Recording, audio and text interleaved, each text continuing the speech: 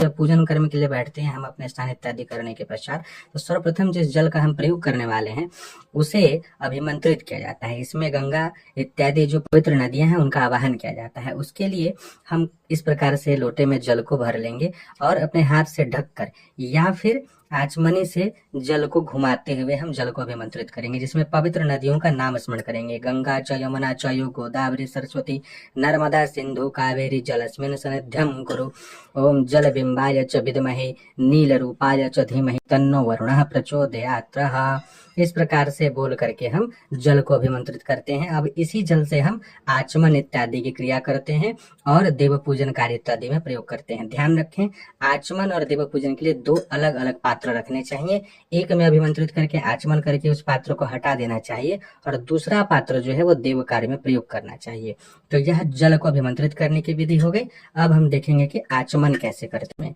अभिमंत्रित जल से आचमन कैसे करेंगे। पूजन पाठ करने के कर्म में आरंभ में हमें आचमन करनी होती है। आचमन करने के लिए जल को अभिमंत्रित करेंगे। अभिमंत्रित करने के बाद जल लेंगे। जल लेने के लिए देखिए, और आचमन करने के लिए हथेली को कैसा बनाना है। कनिष्ठिका अंगुली को और अंगूठे को दूर रखना है, बाकी 3 अंगुलियों को आपस में मिला लेना है। इस जगह हम जल लेंगे। जल लेने के पश्चात इस भाग से अपने मुख पे लगा करके पिएंगे, यानी कि जल इधर से होते हुए इधर जाएगा जब हम पिएंगे, तो ऐसे इस तरीके से। तो इसको हम जल को लेंगे। और दूसरी बात यह कि भगवान के किन नामों का स्मरण करना है और प्रणव लगाना है कि नहीं। तो जो लोग यज्ञोपवीत धारण नहीं करते हैं तथा जो स्त्री हैं वो देवी प्रणव के साथ या केवल भगवान के नाम के साथ में आचमन करें, और जो लोग यज्ञोपवीत धारण करते हैं वो प्रणव के साथ में भगवान के नामों का उच्चारण करेंगे।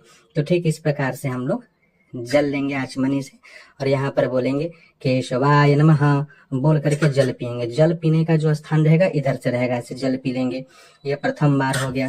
फिर नारायणाय नमः, नारायण के नामों का उच्चारण करते हुए पुनः फिर जल को पी लेंगे। फिर तीसरी बार माधवाय नमः, फिर जो है जल को पी जाएंगे। 3 बार जल पी लेने के पश्चात में अब हम हाथ को धोएंगे। हाथ धोने के लिए एक पात्र में अपने इस पूरे भाग को धोना है। ऋषिकेशाय नमः बोल करके हम हाथ को धो लेंगे। तो 2 बार हाथ को धोया जाता है। तो इस प्रकार से जो है आचमन की विधि हो गई। तो प्रत्येक पूजन कर्म के आरंभ में हम इस प्रकार से पहले आचमन करते हैं। जल का अभिमंत्रण हो गया, फिर हम आचमन करेंगे।